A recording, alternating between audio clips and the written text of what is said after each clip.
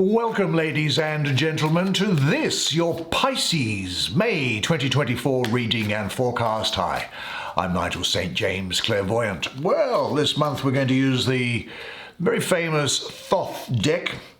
And look, a number of people are reticent about the Thoth deck. It's because I think a lot of them just can't get what's going on inside the imagery, inside the paintings, and a lot of the mystical stuff that's in there. And also because probably the reputation of the noted developer, apparently, of the deck, Aleister Crowley. Now, he came across a woman, Lady Freda Harris. She was married to a very successful British politician, so she had plenty of money and time herself.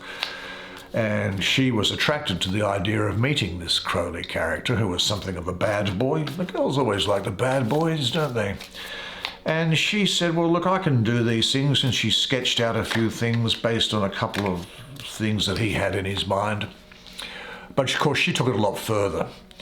And what was to be a 6-month assignment, as she thought it was going to be, actually ended up taking 5 years. And the real heroine, the hero of this deck, is Lady Freda Harris, whose artwork here is brilliant. It's genius. And I think that rather than being influenced by Crowley, whose probably major contribution was coming up with stupid titles to put on some of the minor arcana cards, I think she was probably more influenced by an Austrian guy called Rudolf Steiner, because you can see a lot of the mystical sort of imagery that is consistent with Steiner's philosophy in these cards. But anyway, we won't go into that at all. But thankfully, the deck itself is, without doubt still, and the reason why it's been so popular, one of the most beautiful and genuinely mystical and esoteric decks of tarot that there is, but it is solely to the contribution, in my opinion, of the woman Freda Harris and not to Crowley itself. Now, you know, I've done a number of one-on-one clairvoyant readings for people from different parts of the world over FaceTime and Skype over the last month. And if you might be interested in having a clairvoyant reading with me, just check out the information in the description at the end of the video. I've also done a number of healings as well. Now, I charge for clairvoyant readings, I have to. Healings are free. There is no obligation, no strings attached. You won't be sold or recommended anything.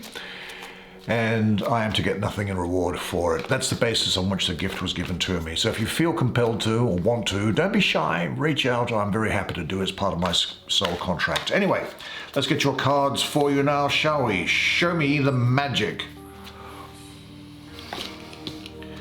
8 of discs. 5 of wands. 4 of discs. 2 of wands, something in here somewhere. Knight of discs. Well, as our usual practice, I'll bring the camera around. Why don't you and I have a look at the imagery on these cards together, which honestly is really first rate, at least in my estimation. We can look at them together while they speak to you and I, and I'll do the reading for you. Now, in my opinion, Freda Harris, the artist, the woman who is the real champion here, and it really should be called the Freda Harris deck, I think, rather than the Thoth deck. Lots of things going on, and in honor of her and of ladies in general, I've placed around the outside, as you can see here, some cards which I sometimes use in readings for ladies, which have things on them like handbags and shoes, which some ladies like. This is a period, now some competition here which is making you get stronger, and power and willpower and watching things grow. Let's see what's involved here. First, get it out of the way, because I don't think it's a big deal for you, not with all these other things smashing it to death. So let's have a look. Now, what I have here is Saturn in the first decan of Leo, the 23rd of July to the 2nd of August, I suppose. Look, Saturn and Leo don't get on. Leo is ruled by the Sun, and it's opposite. It's in opposition to Aquarius, which is ruled by Saturn, astrologically. So the So there's a discord there, there's an opposition there. And the other luminary, because the sun and the moon, of course, are both referred to as planets in astrology, and the one that reflects the light of the sun being Cancer, I think that's in opposition to Capricorn, which has Saturn with it as well. So what this is saying, I think, is that Leo wants to be creative and express itself, whereas Saturn is imposing discipline and boundaries here. And this central wand, if we look at it, has become as heavy as lead, and the winged disc that's on the top there, which would indicate an upward swing into the higher spheres, now has a star which is pointed downward.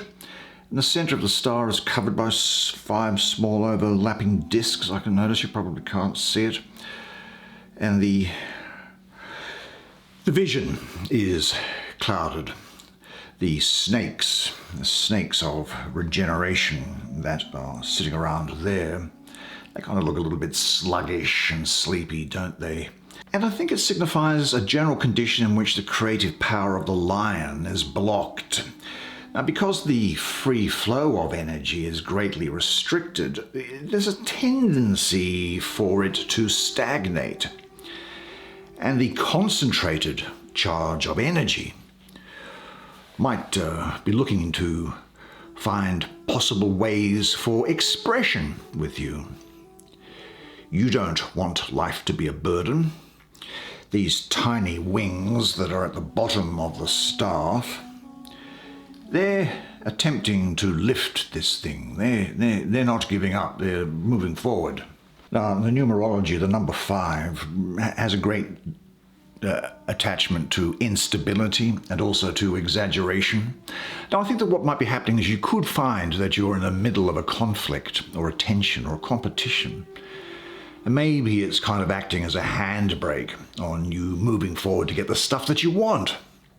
But of course, conflict can be really positive, of course. It forces you to change yourself to become fitter, leaner, harder. Brainstorming is conflict.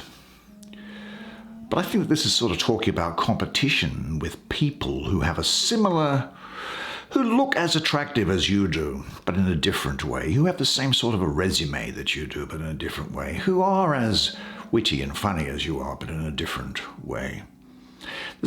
In some, the same sort of qualities and experience that you had. And you're up against them. Now, in this situation, the danger of resigning yourself is great. But with the presence of Saturn here is, for you, really good, because it's reminding you just to take care of things step by step and not let yourself get overwhelmed. And always look again to the flames which are burning away behind the wand, and they burn on despite any hurdles. But because you've drawn this, and because it's on that top line there, it's a sign that you are ready to face this situation. You will overcome it, you will be successful and have victory. Now, what seemingly insurmountable obstacles seem to stand between you and the realization of your goals? And how does the mountain of duties and tasks which stand before you look right now? So, as Saturn is saying to you, just go step by step. Take everything a little easier. And say to yourself, because there's so much good things coming through here, so you will do that. And say, I am more and more capable now of expressing my feelings and my creativity in my work and social relationships. Now, if we stay on that top line, which seems like a sensible thing to do, let's have a look here, and we have the Sun in Virgo. The Sun in Virgo, what's coming on here? This is the Lord of Prudence. It's the first decan of Virgo that it's in, the 23rd of August to the 2nd of September. Now, I noticed that the numerology is 8. Well, I have a mystical association with the number 8, with Mercury. And Mercury is also the ruler of Virgo, and Mercury is also exalted in Virgo. So this is very favorable for you. Mercury is about the intellect, the mind, you being smart and having the ability to communicate. And here I think the Sun energizes Virgo's hard work and attention to detail, with the result that you get success. But I think that you might also be quite cautious and take some calculated risks. I think this is a time when you should probably be quite careful with money. Learning, upskilling, training, if that's possible, is something that you should do. And you'll have a great attention to structure and detail, not in an architectural sense, but probably in a way like the things to do with fashion, accessories, hair, makeup, that type of thing. This is, in a sense, about not overextending yourself or underextending yourself. Rather, it's a time of just, for now, before you get more worked up, which you're going to do, of just being in the sweet spot first to plan and see what is there. Now, this tree, if I'm looking at it, the tree it unfolds its wealth of blooms. It's a time of flowering that relates to your internal and external richness. I think on all 4 levels of being, long hidden abilities and possibilities are becoming visible. Now, this number 8 also stands for harmony, for adjustment and balance. I think as you unfold on all levels of being, a deep sense of psychic balance develops. And this is going to affect your dealings on the material and interpersonal planes. Now, particularly at times of things flowering all around you, extremes and excesses should be avoided. Now, internal flowering, you might know what I mean by that. Well, that's a delicate process which occurs in stillness. It's a gift to handle lovingly and with great care. Notice how these seeds are protected and handled carefully with great care by these leaves here. Now, also remember that the tree is just beginning to bloom. It's not the time for harvesting or for giving out the newly developed wealth. Because in order to maintain your internal balance, special attention's got to be paid to the external, on the external level, to clarity, to order, and to beauty.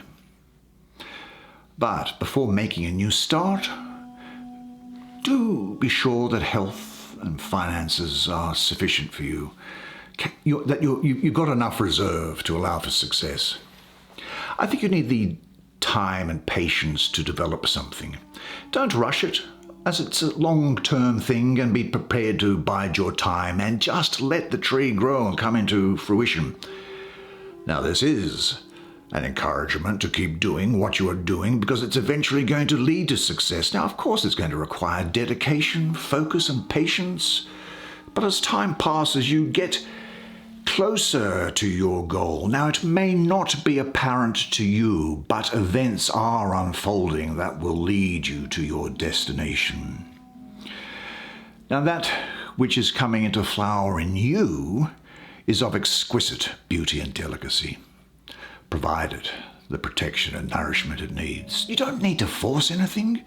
Everything is unfolding at the proper time. Ask yourself this question, though. Are you giving yourself the protection and nourishment you need for your development? But say this and have trust in it, and it is, I relaxed and I trust life. Now, pushing you along the way towards that unfoldment is this energy here. This is what? 2 wands. Well, that's Mars in the first decan of Aries. Mars in its own sign, which is a great sign for you. And 2, of course, is the number of balance.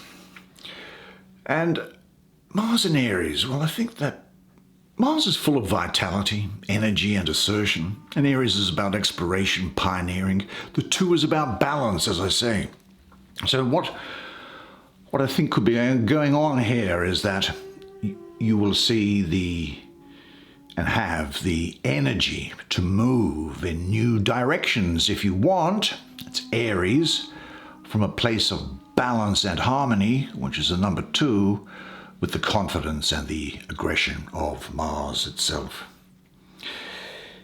There is now something of a warlike energy around you. You will be dominating a situation, maybe even a person. I certainly don't think you're going to be satisfied with your lot, and you will be able to really focus your intent. Now, Mars here is good because it is the bearer of dynamic active powers, and in its own sign of Aries, the pioneer who constantly seeks new ways and methods of advancement. Then there's going to be a drive forward which is going to find new successful directions for you. Now, these wands that are here and crossed with each other, they're Tibetan things. They're called dorjes, and they're the symbol for the thunderclap, the crack of thunder. Now, the arrowheads are decorated with snakes. Let's give you a look at that again. And I think that this is indicating the renewal, which is... Now, the card is called Dominion, and it rests on harmony and centeredness. Actually, I think a better word might be command, in the sense of having command of yourself as well, is what you'll have at this time. And having a command of yourself, and with this energy, it demands that you collect and concentrate your energy to provide the courage necessary to embark on new paths. Now, whatever unusual changes may occur along the way, you will not be thrown off balance. Now, I think it's inevitable that at this period, with also, I'm looking at here, this colour of fire coming with this colour of water acting together, I think that you are going to be overcome by boldness, courage, fierceness, even a shamelessness. I think you'll be quite generous and proud, but there may also be with you a certain amount of revenge. Now, don't make any judgment on that. But this is definitely suggesting to me that your will is beginning to rebel against the boundaries which have previously been put in place, come hell or high water, because you will be using your willpower to break through stagnant situations and remove long-standing blocks. This is a time to act, and act on instinct and what you believe to be right without overthinking the situation. And pay attention to centering also. If you are in contact with your center, you are certain to master the situation, so trust your energy and don't go for any false compromises. Now ask yourself, what tasks or situation are a challenge to you? Are you procrastinating, putting them off? Do them now. Because say this to yourself, I have the strength I need within me in my center. Now, where do we go next? I think we've got a couple of choices. I want to see what this knight is doing over here. This knight. A lot of Leo here as well, a lot of Virgo here as well. Obviously, they're going to be important to you, I'd say, at this period, Leo and Virgo. Let's have a look and see what's going on with it, shall we? Now, notice one thing about him. He's not going to battle. His helmet is off there. And I think that this could be someone else. It could be someone connected with land, development, sales, farming. Someone who's a hard worker, clever. Maybe you think they're a bit dull and into material things. This person could have a really high ambition, could be quite superstitious, and could actually spend a lot of time in idle dreaming, is what I see. This knight here, I'm looking at him, and I really get the feeling of health around him. I get material abundance as well. So there's a sense of you needing to look after your body and pay attention to other material things such as money, finance, capital. On this card here, it's harvest time, do you see? The grain in the foreground is ripe. And this knight, he's not holding a sword, like you would expect a knight going into battle to be. He's holding what are those things called that you do? A thresher, because he's bringing in the harvest. And harvest means work, but it also means abundance. Now, the small knight there, he seems to be restricted by this stiff armour. The horse looks to be completely worn out, doesn't it? As if after a long, hard ride. Well, how difficult it is to make the inner wealth outwardly visible and to harvest the fruits of those efforts. But the work is well worth the effort, particularly if it's done in the service of personal growth. Now this knight's shield, I'm just looking at that, that's got these sort of circles going around it. And the sunlight that's coming up there is transforming everything in the background into renewed green creativity. Now the stag's head that you see there, on his upturned visor on his helmet, I think that emphasizes his expanded perception and your expanded perception. You'll be very good at reading people, I think. Now, his spiritual powers are closely bound with the earth. Now, the earth lends them form and structure, which are necessary in order to implement these powers in dealing with physical reality. But I think what we have here is it's time for you to be working with instinct. You'll have a good work ethic, which is going to bring results over the longer term, as we were talking about there. And don't over intellectualize things, just for now. But let those things that are tried and true, bring them forward. Use your work ethic to get things done. You might find that you have a deep connection to nature and Mother Earth. But now is the time to set your abilities to work in service of some kind, I would think. Now, the tasks before you are, I can see, large, and they demand the use of all of your powers. But if you make the effort, this harvest is going to reward you richly. Now, are there any tasks that you want to avoid in life? We come back to that again. This is the theme which is coming up. Whatever seems too much trouble for you, concentrate on the positive results of your action for you and for other people. And your internal learning and growing process is the most important outcome, probably more important than that which you achieve by your actions. But say this to yourself: with every task that comes my way comes also the energy needed to accomplish it. But there is a great degree of stability around you, nevertheless, notwithstanding that, because it's represented very much by this card, which is the central energy here. This is earthly power. Why might that be? It's because it's what would it be? It'd be the sun in Capricorn. The third decan of Capricorn, the 13th to the 21st of January. Well, Capricorn is a feet on the ground, eye on the prize sort of a sign, isn't it? And those with the sun in Capricorn have a realistic, grounded approach to life that can be seen in all situations, really. Well, what's going on here is that the sun is energizing the Capricorn earth, and material benefits and power are the result.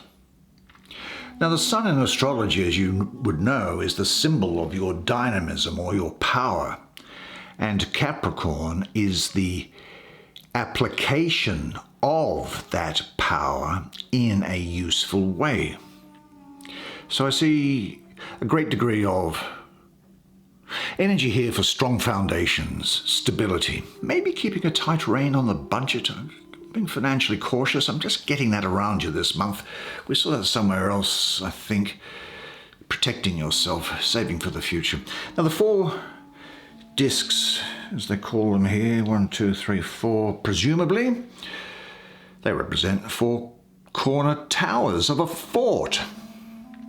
Now what are these things? Oh, they're all alchemical elements, those symbols. And this formation here, this really symbolizes security and strength on all levels of your being. The power expressed in this energy is shown in the solid, almost rigid form of the building. Everything has its place, doesn't it? There's nothing superficial. There's no ornaments decorating the walls of the fortress at all. Now this submission, I suppose, or to a prescribed order, has got both positive and negative aspects. Because such a compact, closed system with visible boundaries and solid standards, it provides certain advantages, there's no doubt about that, because a person with such attributes has character and is someone that you can depend upon. And such a person remains unshakably true to personal principles and conducts all their dealings with absolute integrity. But this is a rare person that lives out their ideals. Another possible meaning I can see here is crystallization, holding rigidly to the letter of the law, maybe becoming a stickler for details, crusading for your principles, where your guidelines and commandments take on a life of their own. Of course, in such a situation as that, then you can fall into the trap where those standards seem more important than actually just being alive and human. But there's a sense here that this is a very material card. The castle can also be your sanctuary where you find your inner voice. It can be materialistic. You might want to get things to show off to other people. Or you might be tested not to give away your personal power. You might need to be careful about how and when to whom you say no. Sometimes you just need to pull up the drawbridge, I think, don't you? Stay within your inner sanctuary so you don't give too much of yourself away. This is a time when financial and material security is important to you, but you have solid foundations. And I think that you're willing to work for what you want, and you'll have confidence in applying yourself to the world, and you will be a dependable person who acts with integrity. And I do see here the fulfillment of your personal goals and dreams. But is your life, your behavior like a rigid fort? Or does your life, your behavior need more order, structure, and solidity? Study the aspects of power. Say this to yourself. I offer my power that has been granted to me now in the service of love. And you are loved. I think you'll agree with me that this deck, when looked at properly the way that we have just done now, has an enormous amount to offer, and the artwork is just genius and brilliant, and that accounts for why it has lasted as long as it has. Anyway, unless I see you privately for a clairvoyant reading or a healing, then I'll see you again next month. And until then, remember one thing, and it is this, that you are a legend, and I look forward to seeing you again next month. And until then, it's bye for now.